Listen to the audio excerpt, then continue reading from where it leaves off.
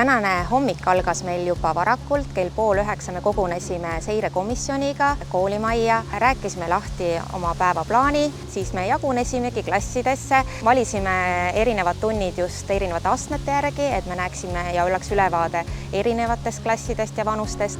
Järgmisena käisime me fookusintervjuusid tegema nii lastevanemate, õpetajatega, kooli juhtkonnaga ja õpilastega. Kui fookusintervjuud on tehtud, siis saavad komisjoni liikmed meie digipeegli keskkonnas anda tagasisidet, kas Kohtla-Järve Slaavi kool on õpetaseme vääriline. Nad ei pannud mind tähele ja ma sain tegelikult kohe aru, et seal tunnis, et see ei ole tehtud tund tänase päeva jaoks, sest neil olid rutiinid juba tekkinud.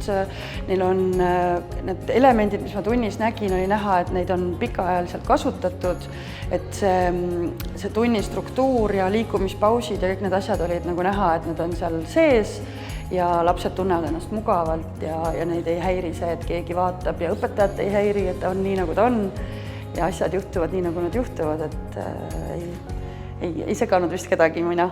Meie arvates oleme väga väärt seda õppetasemed ja meie jaoks on väga tähtis see, et saame endale ka peeglisse vaadata ja vaadata, kas tõesti on see, mis meie arvame, seda arvatakse ka kooli väljastpoolt ja meie jaoks on väga suur tunnustus seda, et me oleme õpetaseme väärt.